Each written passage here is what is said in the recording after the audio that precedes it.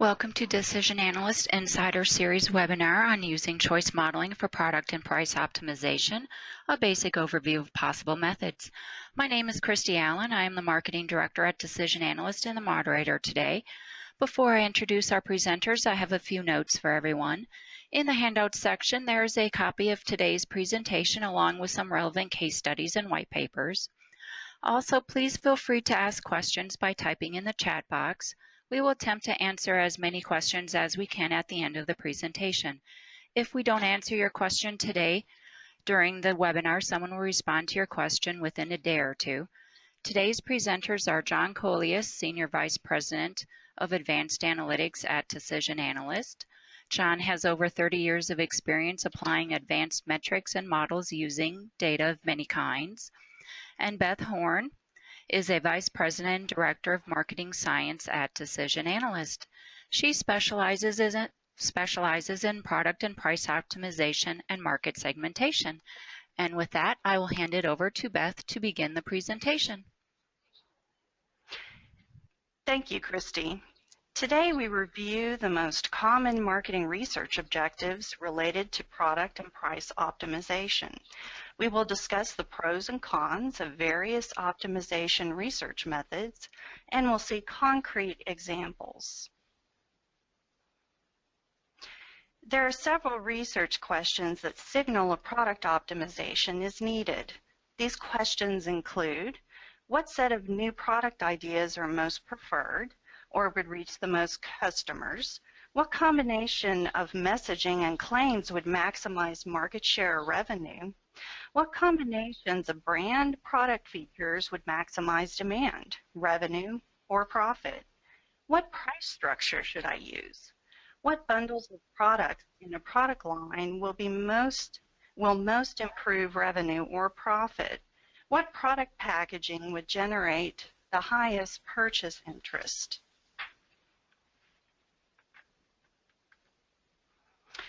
Similar research questions signal that price optimization is needed. And these questions include, what price should I charge for my new product? What price change for an existing product will increase revenue or units? What price changes within my product line will increase revenue or units? What price structure should I use for technology or durables? Should products be priced as a bundle or individually? Should there be a base product price plus additional fees for features? What about installation fees or even warranties? What price structure should I use for services? Should I use a flat rate per month, or should pricing be based on usage? Now let's review pros and cons of various product optimization methods. The first method is choice modeling without a competitive set. Respondents see several versions of a product on a screen and select their most preferred. They then rate likelihood to purchase that product. The advantages of this technique include accurate measurement of product attribute importance and the importance of levels within attributes. Disadvantages include the repetitiveness of the respondent task. There is no competitive impact, no brand price or brand feature interactions, and no cannibalization within a product line. The next method is MaxDiff. In this method, respondents see 12 to 16 sets of product features and select the most and least important to their purchase decision. Advantages of this technique are, it works very well with a variety of product features. The technique produces a full ranking of attributes, and the task is simpler and more focused. Essentially, MaxDiff is a trade-off exercise that includes one attribute with many levels. Some disadvantages include the respondent task can be repetitive, no competitive impact, no brand price or brand feature interactions, and no cannibalization within the product line. The next method is TURF, which is total unduplicated reach and frequency. In the survey, respondents rate several product features on both purchase intent and frequency of purchase. Advantages of this technique are it is inexpensive and quick, and it has face validity in that percentage reach is easily understood by internal stakeholders. Disadvantages include overstatement of purchase intent. Again, no competitive effects are included, no interactions among brand and price feature, and no cannibalization within the product line. The next method is choice modeling with a realistic competitive set. And during the survey, respondents see several screens of products. On each screen, they buy 0, 1, or more products, and they can choose products and then add on other features, such as add a trim package to a vehicle or add an insurance rider to a policy. Advantages of this technique are more accurate market share predictions, competitive context is included, brand-specific price and feature impact can be assessed, optimal product lines, packages, or bundles can be identified. Disadvantages are it's more difficult to design, there are more moving parts, and it requires a larger research budget. The last method is Joint Stated Revealed Preference Modeling, or JSRP. The respondent task is exactly the same as was described previously. The difference with this method and the previous method is that JSRP combines data from two sources, a choice exercise with a competitive set, and in-market behavior in the form of actual sales data. Example would be price paid and number of passenger vehicles sold in 2015, or perhaps price and number of streaming video subscriptions sold in the past 6 months. Advantages of this technique: it yields the most accurate measure of price elasticity, and it also measures the impact of changes in product features on revenue or margin. Disadvantages does require specialized software and an experienced market scientist to implement. Now let's switch gears a bit and review price optimization methods. Several of the methods discussed previously are appropriate for price optimization. So this time, let's take a look at the relative accuracy of price elasticity estimates produced by the different techniques. For JSRP modeling, accuracy is very high as it combines choice model data with actual in-market behavior. Choice modeling with a competitive set has the next highest accuracy. Choice modeling without the competitive set has medium to low accuracy. The direct questioning approach also has medium to low accuracy. Direct questioning relies on respondents' ability to remember how much they paid for a product or their estimate of how much they would pay. Bias of respondent recall and gaming of open-ended price questions can lead to inaccuracy of price elasticity estimates. And finally, the Van Westendorp technique.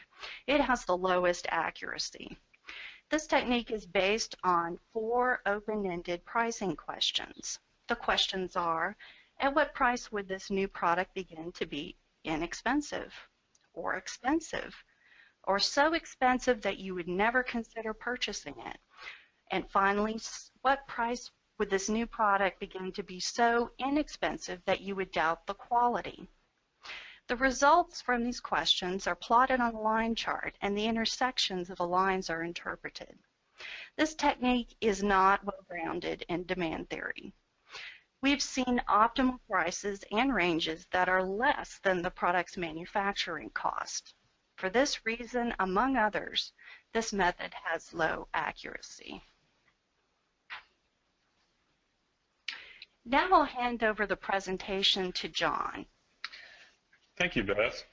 What we'd like to do now is to go through a decision tree which helps us to determine what is the you know, which technique is best to use of the different methods that Beth discussed.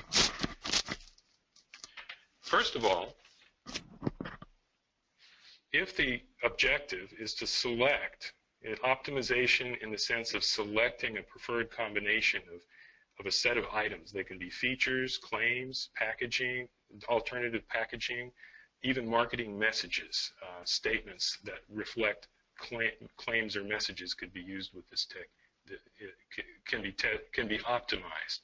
So we select, and really these three techniques that Beth mentioned, MaxDiff, turf, but also choice modeling without the realistic competitive set can all be used and are appropriate when we're trying to determine or select what is the best set of these ideas, features, claims, could even be benefits that are provided to the customer.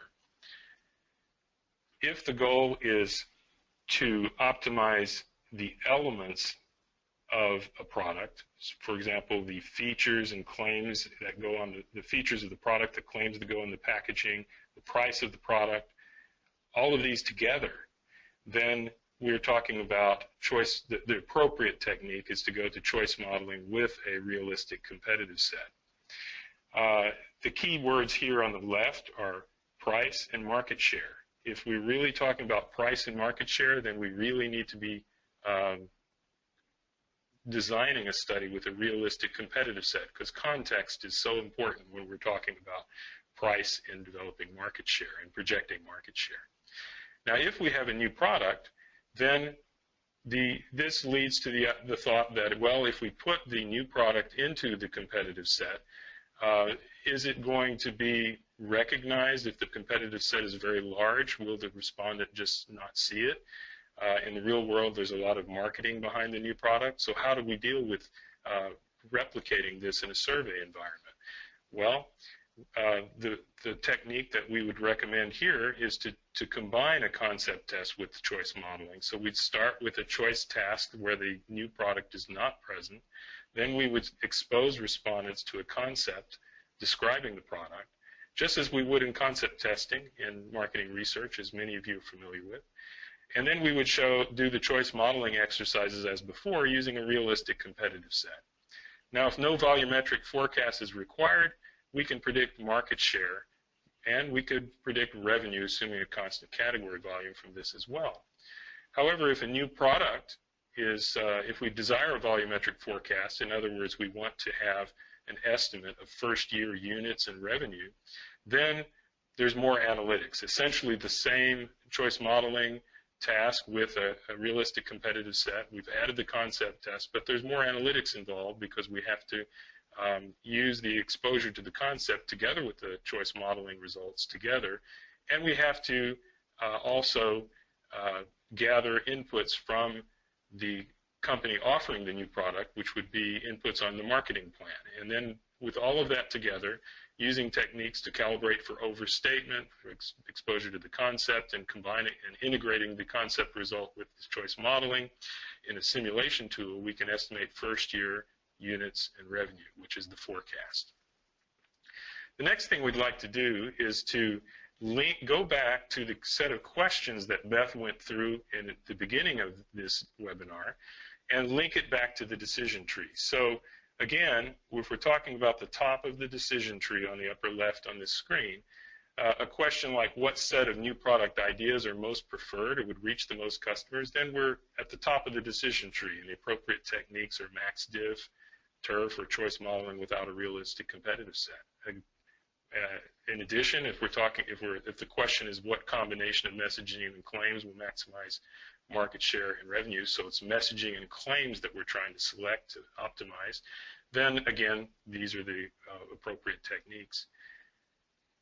Going down to the middle of the decision tree, what combination of brand and product features would maximize demand? If that's the question, then we're talking about choice modeling with a realistic competitive set. If we're talking about bundles of products, so in other words, a product line, how can I change my product line? Should I add SKU? Should I drop items from the product line? What's the right relative pricing that kind of thing, then we're talking about choice modeling with a realistic competitive set, because the competitive context is extremely important. Packaging is it's very important to have a realistic competitive set, so we're still in the middle of the decision tree. So we would recommend having a choice modeling with a realistic competitive set when we're talking about optimizing packaging. When we come to pricing questions, particularly if it's for a new product, we go down to the bottom of the decision tree, and we're talking about a combination of choice modeling with a concept test. And then, depending upon, again, whether the forecast is required, we can do more or less analytics on the back end. With price optimization,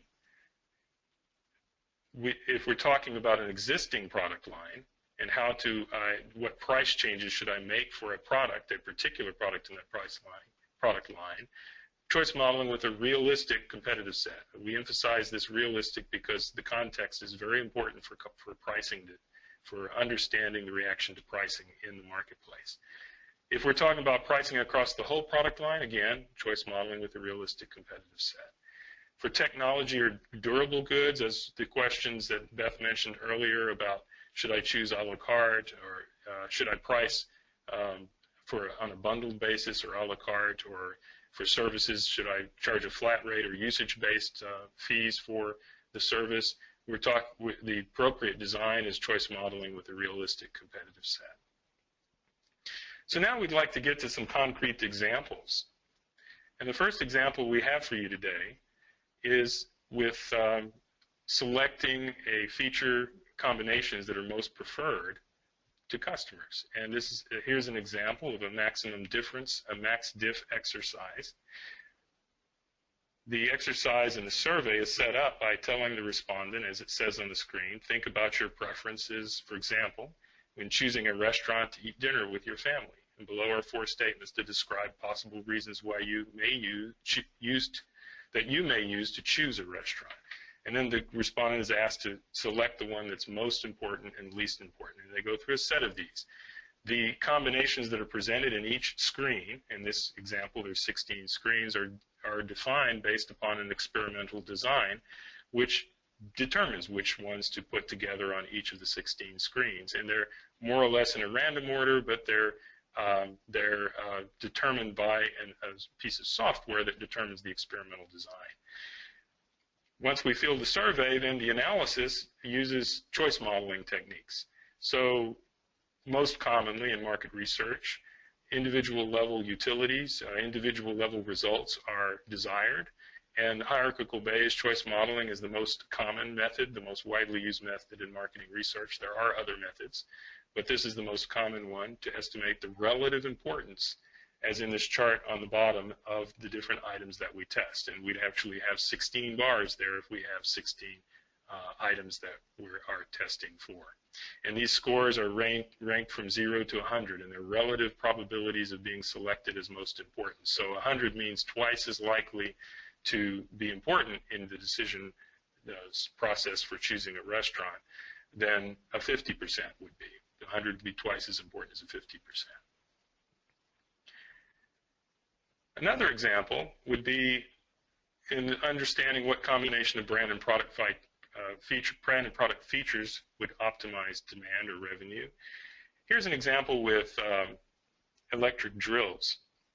And instead of 16 items in the previous exercise, we have the attributes that describe a drill. So it's the power source. One attribute could be, for example, the power source, corded, nickel-cadmium, lithium-ion battery. And then other features can be present or absent, like its weight, the dual speed range or not, the size, is it a compact size or not, and so forth. These are all attributes of the product, and again, an experimental design is used to produce the screens that are shown to the respondent in the survey. Again, just in the maximum difference technique, hierarchical Bayes choice modeling can be used. However, we build a simulation tool, and I'd like to show an example of the simulation tool now.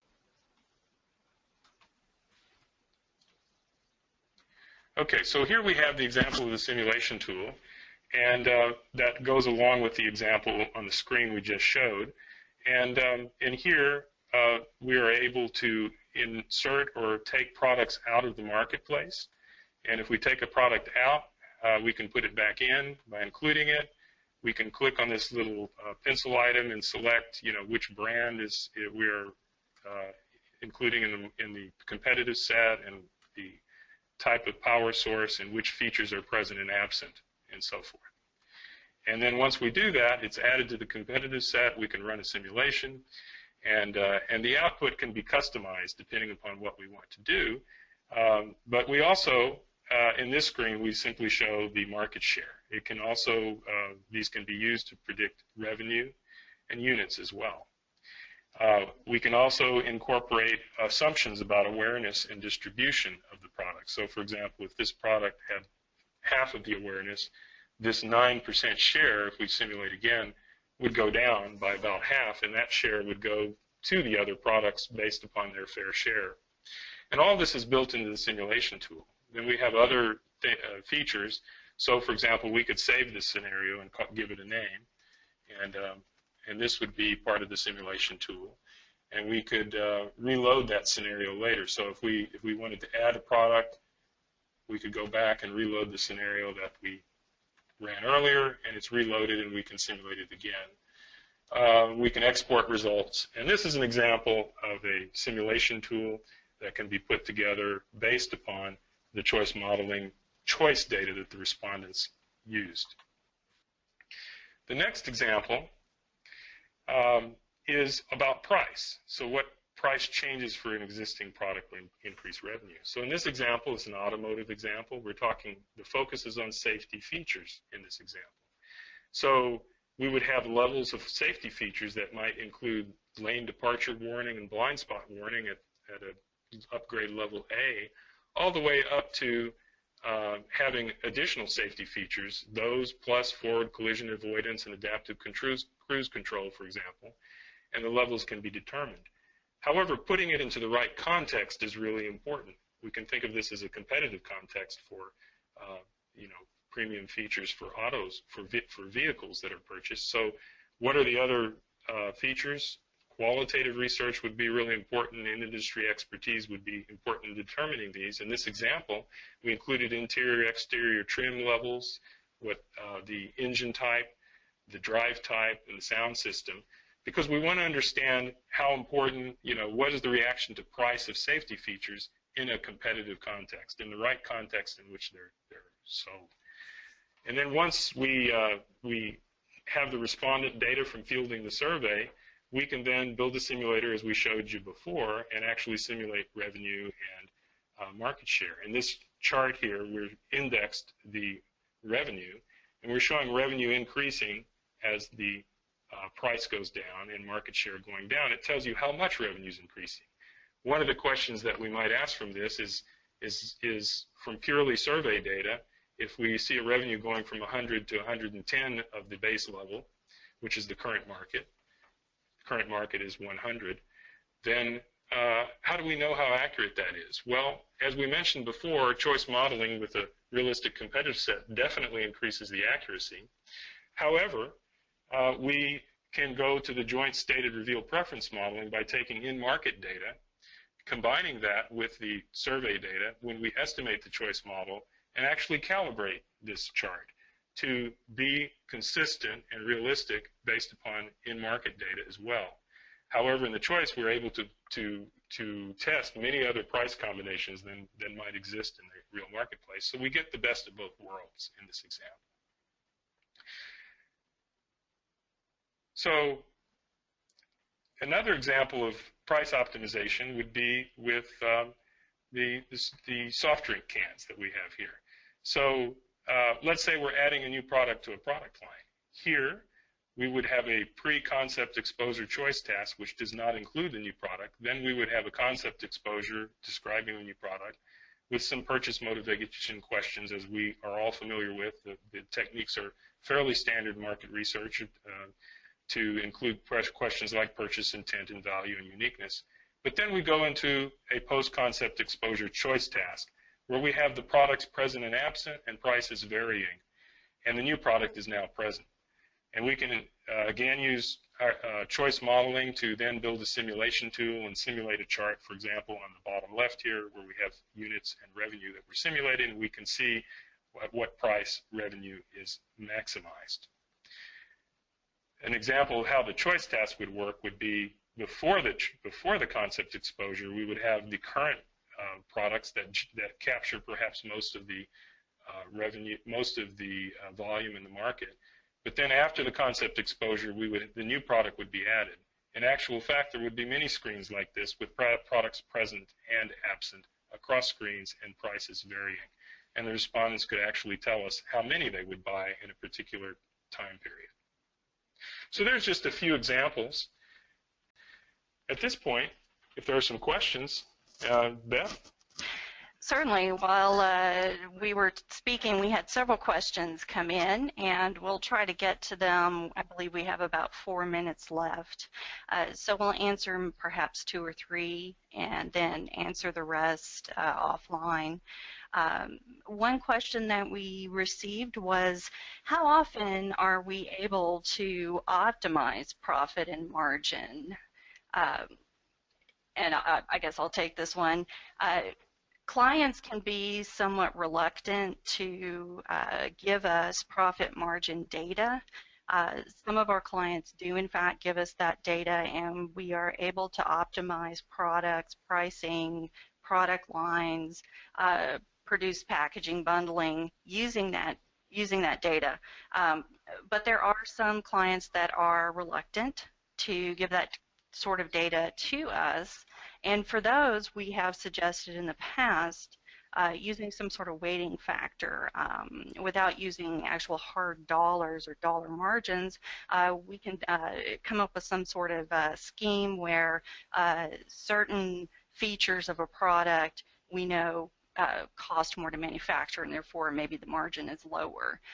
We can work that into and get around some of those confidentiality aspects. And those concepts can be built into the simulation tool at the end, so that what-if scenarios can be done with different assumptions about those kinds of margins. Okay. Another question that we had is about sample size and what the recommended sample size would be for each of these methods. And this was, the question was in reference to hard to reach samples. So taking first crack at this, I know that for many of our clients who work in B2B spaces, whether their samples happen to be physicians or maybe they're contractors or design architects, runs the gamut, some sort of a pro in a field, it's very expensive to access these people. It's also very time consuming. So you try to do as much as you can with as few respondents as possible. We have, in particular, in the physician space, used smaller samples of, say, 75 to 100 for particular subgroups within choice modeling, also within MaxDiff. For turf methods, of course, that's one of the least accurate methods, but it still can be useful. You can actually use smaller samples than that in the B2B space. In total, we recommend for choice modeling or MaxDiff a total sample of anywhere from 250 to 400 respondents. It all depends on the number of attributes and the complexity of the design. The only other item I'd add to that is that when we talk about B2B applications, we have found that the variance around the responses is lower. Perhaps there's less noise of consumer variety seeking and things like that in the B2B applications. So we've been able to use smaller sample sizes for that reason as well. And it looks like we're just about out of time. Well, thank you everyone for attending today's Insider Series webinar. If you have any questions, feel free to email either John or Beth. Our next Insider Series will be Wednesday, April 13th. The topic will be Media and Marketing Mix Modeling. We hope you enjoyed today's session and are looking forward to seeing you at next month's webinar. And have a wonderful rest of the day. And thank you for attending.